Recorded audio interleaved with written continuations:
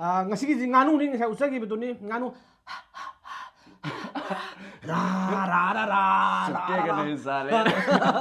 पुष्पा वाला आप देखो अदो मैं हम आए नहीं दे रहे वो लाख को मी का माल दो या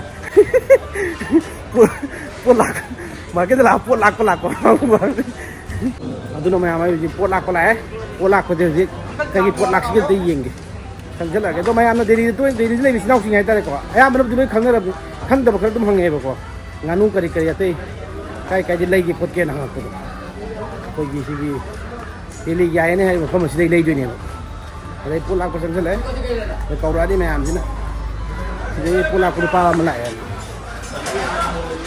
संग ले आनीที่मार्केटนี่ก็ये हो गया पुला से rồi phang cái nganu yen ok rồi phang cái san nu kha rồi cái haming mieng rồi phang cáiที่pula ko sang nganu lak ni ini yang ini bro ay sakar pasan makanya kati moti mo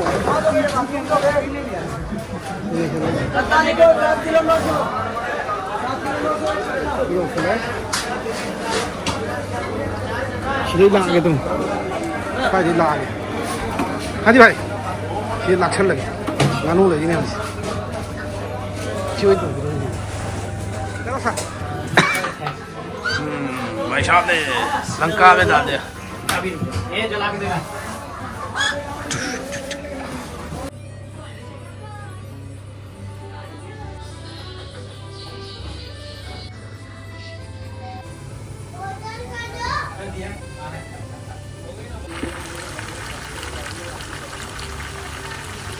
मैं अब खुद ngasi di खुद नाव बॉलीवुड की नाव जी तो चश्मा का दे आई ngasi kan नहीं लगे ना हम तो चला नहीं तारे Thawai lay bisa loy ni. अदो वीडियो जम कुइना तोइना नम ngमजद्रे हाय तारे बको अदो दुननी अदो आई गी 300 के जी योगदोरे अदो मयामना सब्सक्राइब दंग तोसन बिरो अदो आई गिव अवे मयामना सुतंग तोनो दियो मोंग दम तंग नै खायरा के तोनी मयाम नुसी वीडियो येंगा सब्सक्राइब तोनिंग दब मसीगी Sat tau bida. सुनिंग दबा शाबा नतनो पाइनी की बासी शेयर करके तौसन बिरो सब्सक्राइब करके तौसन बिरो लाइक शो तौ बिरमो वीडियो पनिशमेंट जो अनक पने ता आइना खल्लग लेरबनी नाउ जी नहीं लगे ना कइनो दियो नि खंबरा पनिशमेंट जे अदो इनाउ जे ममांग द वीडियो हाइरो इनाउ कन मानि माने Haidi yamana ngamagana yamana ani am tawdureba. आई आइना ngमगदि ngमनबगनि तौजे Aina ngamagana ka yamaje ko aina kan im tawduni po. नंगना जो खल्लग लेरबा Khallag laireba. ओके ओके अदो माइते लोनि को ngangi de अदो मयामना बॉलीवुड की मीरा सोम हॉलीवुड की रा अदो अमा मरा ना पदो दु नते मैते नोंसा ने तारे इनाउ जे क्या कर तू कह तो मान रहा नते रता अदो ma'am ngasi gi nganu ni ngasa usagi betul ni nganu ra ra ra ra Sukke ka nahi sale. Pushpa वाला आप देखो अदुनी तौदी पोसे अदो ngak keno tawre speak se ai di lokthok charagi ma lokthok ni adu go challenge som tawji challenge ma'am horage adu go mathina be harbi ge pani ru keno pa ne yongchaka kari hoi movie ga alu ga ne manipuri hoi yamna pusalak pane nambo thabo tawraga adiki sigi hoi maton hai tare hoi maton ning tek pini si gum fu ko lagi hai tare adu si di kaman ni irom baji di chasan na gadam ni su si sanu okay si okay ma si kaman ni ko mahi le ma je okay adu di challenge hum sajra okay adu di la ya tu koi ai speak tu be si di ada be ni sak se ketang u wale tu na ni udi di hau ba ketang mau lo kok chik lak pai tare yar ko tu de are you ready Ready. sure ketang extrovert oi ke no Mate expert oi duni poche. अदो कई हाइनिंग को केनोम दे हरम उदरंग सिदा Hai mare je yamage kan je 300 ke je. Faro fa ya holaga.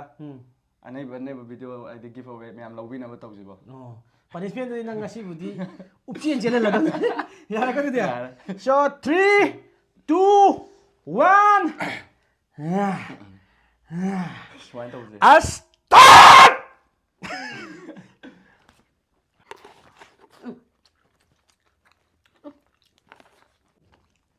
Hawala uchani ye.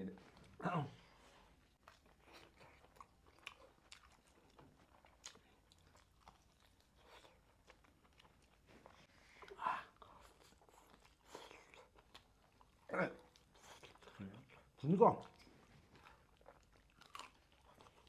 과연 마루도 누누이디 갔다 오라. 갔다 오야. 맞아, 제레스 만능 한. 하.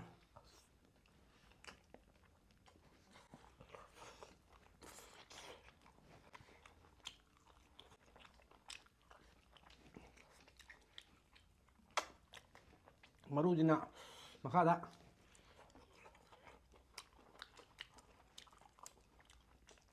이게 마루 냠 đây à. Ma루 bây giờ xuyên đục 냠 đây thì bây giờ rồi. rất hay.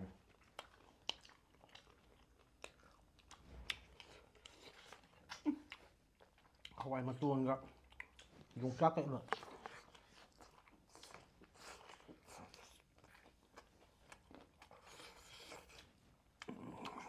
Maru baru jam mahal. Ha. Maru baru jam mahal. Maru đâu à? Maru je.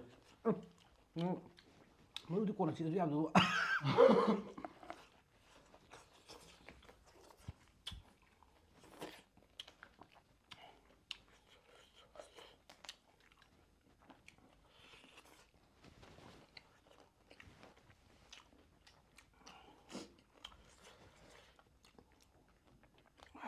그럼 좀 넣으래 거. 지나고 보게 더 이랬다. 한국에 이렇게 먹고 봐야 돼.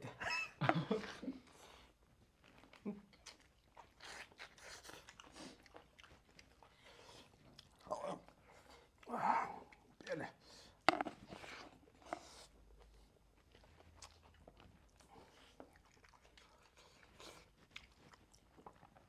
Nhưng mày tụi ta đập thì có mấy cái thầm nhỉ? Ôi dạ.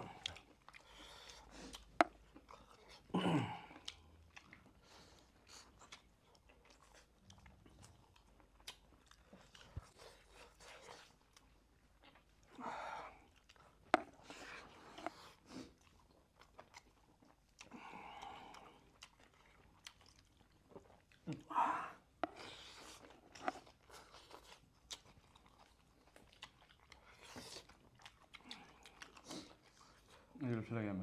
그러고 전화되게는 딱 나봐. 안 오면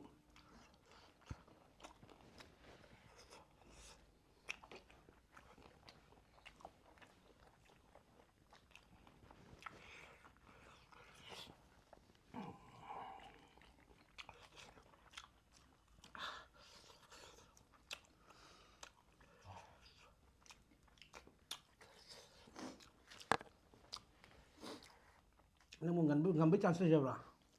Eyvah. Kandı ya mı? Yani Japon'da da. Ryan to mình champion.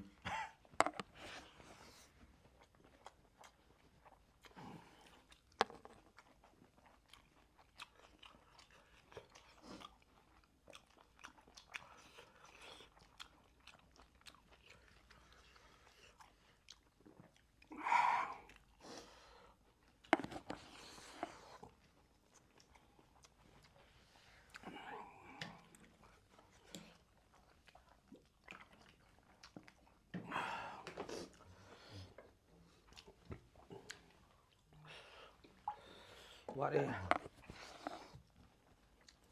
Mang đi chả bàn rồi. ha. Chắc mẹ chắc mình chả bàn.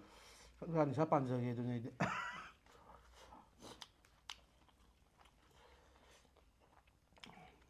Hao chả ha.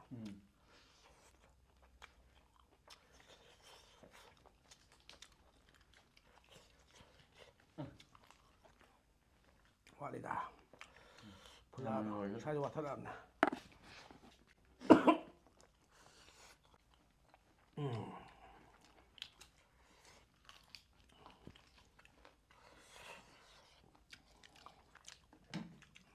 무슨 내면이네.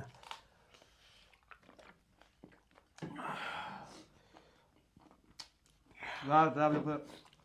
Anh nuôi nó hiểu là không thể này nhỉ. Yang rồi thôi.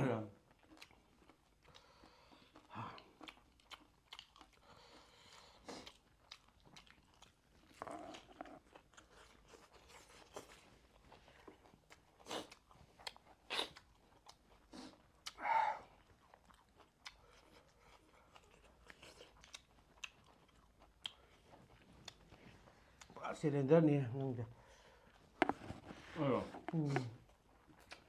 ꯆꯥꯕꯗ ꯆꯣꯞꯊꯕ ꯍꯥꯏꯁꯨ ꯃꯩ ꯑꯣꯏꯗꯣꯏꯅꯤ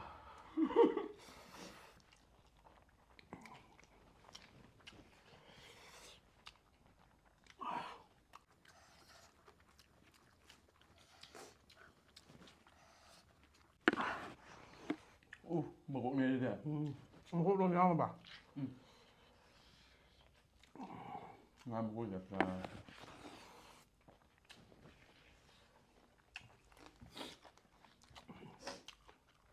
ꯄꯥꯅꯤꯁꯃꯦꯟꯒꯤ ꯇꯥꯡꯀꯛꯁꯨ ꯌꯧꯁꯤꯜꯂꯛꯑꯦ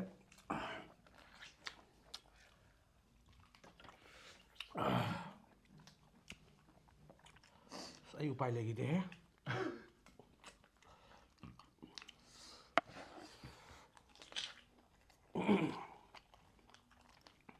ꯍꯟꯗꯛꯇꯤ ꯌꯥꯝ ꯃꯅꯨꯡꯗ ꯂꯩꯇ꯭ꯔꯦ ꯂꯩꯇ꯭ꯔꯕ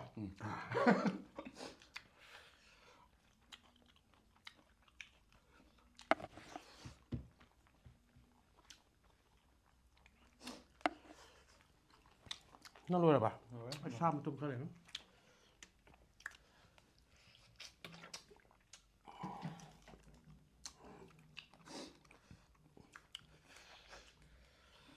ꯄꯥꯅꯤꯁꯃꯦꯟꯁꯦ ꯑꯌꯥꯝꯕ ꯇꯦꯛ ꯇꯦꯛꯄ ꯆꯥꯈꯤꯕ ꯄꯥꯅꯤꯁꯃꯦꯟꯁꯦ ꯀꯔꯤ ꯇꯧꯔꯁꯤꯒꯦ ꯉꯝꯈ꯭ꯔꯕ ꯅꯪꯅ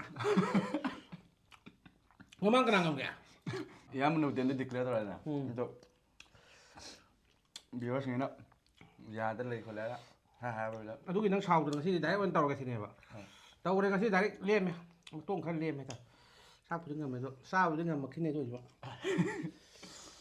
ꯈꯨꯃꯥꯡ ꯀꯥꯡꯉꯦ ꯄꯅꯤꯁꯃꯦꯟ ꯂꯧꯕꯅ ꯐꯔꯦ ꯍꯥꯏꯇꯥꯔꯦ ꯕꯣꯗꯤ ꯁꯣꯛ ꯇꯧꯖꯔꯣ ꯑꯗꯨꯗꯤ ꯄꯅꯤꯁꯃꯦꯟ ꯇꯧꯔꯗꯤ ꯍꯥꯏꯔ ꯑꯣꯀꯦ ꯑꯗꯨꯗꯤ ꯃꯌꯥꯝ ꯄꯅꯤꯁꯃꯦꯟ ꯑꯃ ꯆꯠꯁꯤ ꯑꯗꯣ ꯑꯩꯈꯣꯏ ꯃꯌꯥꯝ ꯍꯧꯖꯤꯛꯁꯤ ꯑꯃꯨꯛ ꯑꯩꯈꯣꯏ ꯄꯅꯤꯁꯃꯦꯟ ꯑꯃꯗ ꯂꯥꯛꯑꯦ ꯍꯥꯏꯇꯥꯔꯦ ꯏꯅꯥꯎꯁꯤꯅ ꯀꯔꯤ ꯃꯃꯪ ꯃꯍꯥꯗ ꯀꯔꯤ ꯎꯔꯕꯅꯣ ꯄꯅꯤꯁꯃꯦꯟꯁꯦꯅ ꯑꯩꯗꯤ ꯃꯃꯥꯡꯗꯁꯨ ꯃꯥꯅ ꯅꯩꯕꯤꯕ ꯍꯟꯗꯛꯁꯨ ꯑꯃꯨꯛ ꯅꯩꯕꯤꯗꯕ ꯇꯧꯔꯦ ꯀꯔꯤꯗ ꯇꯧꯗꯣꯏꯁꯤ ꯄꯣꯠꯁꯦ ꯄꯣꯠꯁꯦ ꯑꯃ ꯃꯈꯥꯗ ꯀꯨꯝꯕꯒꯤ ꯗꯔꯀꯥꯔ ꯑꯣꯏꯕ꯭ꯔꯕ ꯑꯣꯏꯗꯦ ꯁꯣꯏꯁꯤꯗ ꯑꯗꯨꯝ ꯇꯧꯔꯁꯤ ꯀꯩꯅꯣ ꯁꯤꯗꯩꯗ ꯑꯗꯨꯕꯨꯗꯤ ꯅꯌꯥꯝꯕꯒꯤ ꯕꯦꯁꯅꯤ ꯀꯩꯅꯣ ꯍꯥꯏꯔꯛꯑꯣ ꯀꯩꯅꯣ ꯄꯣꯠꯇꯣ ꯑꯗꯣ ꯁꯨꯃꯥꯏꯅ ꯇꯧꯔꯁꯦ ꯏꯌꯥꯝꯕꯒꯤ ꯏꯃꯥꯟꯅꯕ ꯂꯩꯗꯅ ꯏꯃꯥꯟꯅꯕꯁꯤꯗ ꯀꯩꯅꯣꯗ ꯏꯃꯥꯟꯅꯕꯁꯤꯗ ꯐꯣꯟ ꯇꯧꯔꯦꯅ ꯐꯣꯟ ꯇꯧꯔꯒ ꯃꯃꯥꯡꯗꯁꯨ ꯇꯧꯈ꯭ꯔꯦ ꯑꯗꯨ ꯐꯣꯟ ꯇꯧꯔꯒ ꯄꯩꯁꯥ ꯍꯥꯏꯕꯗꯨꯔꯣ ꯅꯠꯇꯦ ꯄꯩꯁꯥꯗ ꯅꯠꯇꯦ ꯀꯩ ꯍꯥꯏꯗꯣꯏꯅꯣ ꯍꯥꯏꯗꯤ ꯄ꯭ꯔꯄꯣꯁ ꯇꯧꯗꯣꯏꯅꯦꯕ ꯀꯩꯅꯣ ꯅꯨꯄꯥꯁꯤꯗ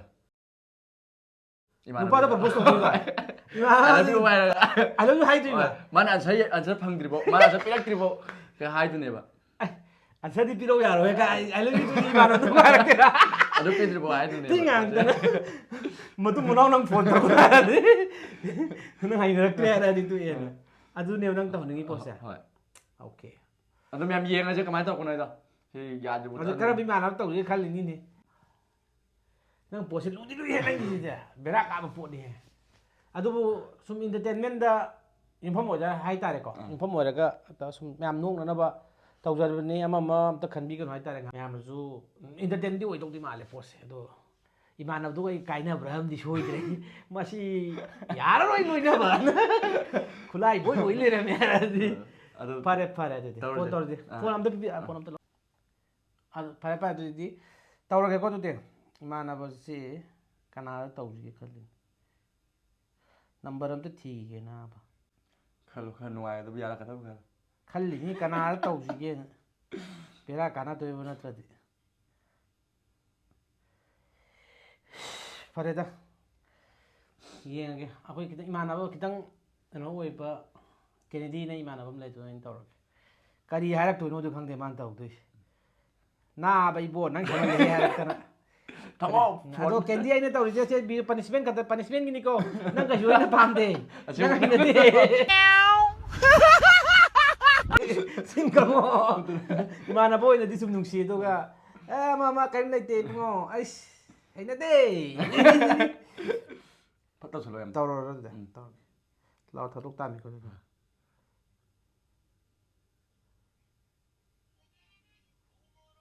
ꯁꯨꯃꯥꯏꯅ ꯂꯤꯡꯇꯣꯟꯁꯦ ꯀꯦꯟꯗꯤ ꯍꯥꯎ ꯇꯥꯕ꯭ꯔꯣ ꯚꯥꯏ ꯅꯦꯠꯋꯥꯛ ꯅꯨꯡꯉꯥꯏꯇꯦ ꯀꯩꯗꯧꯔꯤꯒꯦ ꯑꯩꯔꯣ ꯑꯥ ꯀꯥ ꯂꯣꯏꯁꯤꯜꯂꯝꯃꯤꯅꯤꯅꯦ ꯀꯔꯤꯅꯣꯅꯦ ꯀꯥ ꯂꯣꯏꯁꯟ ꯅꯪ ꯀꯩꯅꯣꯅꯦ ꯑꯩꯅ ꯈꯜꯂꯤꯕ ꯋꯥꯈꯜꯁꯤꯒ ꯅꯪꯅ ꯂꯧꯔꯝꯃꯤꯕ ꯀꯟꯗꯤꯁꯟꯁꯤꯗꯤ ꯀꯩꯅꯣ ꯀꯩꯅꯣ ꯍꯥꯏꯔꯛꯑꯣ ꯀꯦꯟꯗꯤ ꯑꯩ ꯅꯪ ꯊꯃꯣꯏ ꯁꯦꯡꯅ ꯅꯨꯡꯁꯤ candy ken ai nang thamoi seng nungsi Candy I love you Candy I really love you Kaido, number one na nang tawise. Natu daw tong natro. as natten he aseng mani na khoi thamoi pali ni nang kari ne khallurage ai gi heart se ju hata ni ai na ngang gai nong da phongdok ngam da leiram bari ne ba ne ngasi di ai je phongdok ge na ngasi di kha tawra ai nu Kana yung dagan wala ta wala ya. Kaisan ka ke siwa. kariya Ngasi yung kaisan ka ke. injang budi keno chae ai di nong da Candy ko budi da Candy na ko rage na tawri ni nang duma hara kanu yami kai ji mai ji thom nei ti Padi ko ha ba dagan da pa ma le. Padi ko da ya ga. nang dum phagi ta thok nang phagi dum ta thok le de taw Karino haro karino. da Candy nang ngasi dagi ni pim to koi be ya roi ko nang ai gi ni ko Khai wa ta jan bai. khai ba te ne aseng moni nei hai de bai aseng bai nei nang jin nungsirak ba kuira bani nei gi thamoi ji nang lacharak pai phong dok pa mak taw imana bani na kamai phong dok si ge na khan ba da ko Look to pumadi look. nang ne wa pe adre kari hai no da Na di look thong mai kuli jaw hai dro. au da Kari kuli ja silu re mo. kai no da nang hai ju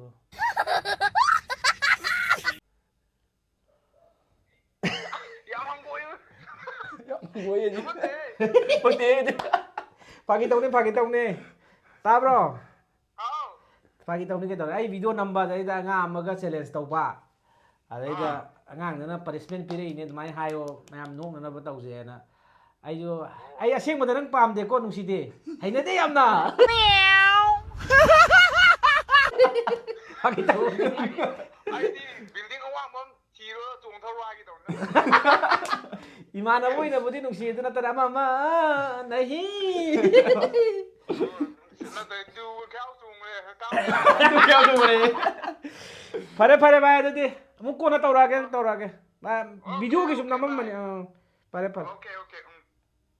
thamo ai phone ju ya de to number chatre mu okay machine inaw ni ai ni pura hat pen tai building ni chong daro ai do horen man video nami aja khara ngang tin khara nai rani khang ado video ji myam nang nung na ba myam hang ngwai na ba nga po tha na ba tawjabani ama am ta laijade ada soi gi ba wangang sangang ngang ba soi gi ba yaw ji myam na apang mana sana suni khala ngang piu na namana bani nayam bani naw ni khala kai tai na tai na ho yam sam na tawjabani hai tare ama man leite hai tare pura heart si di simple living high thinking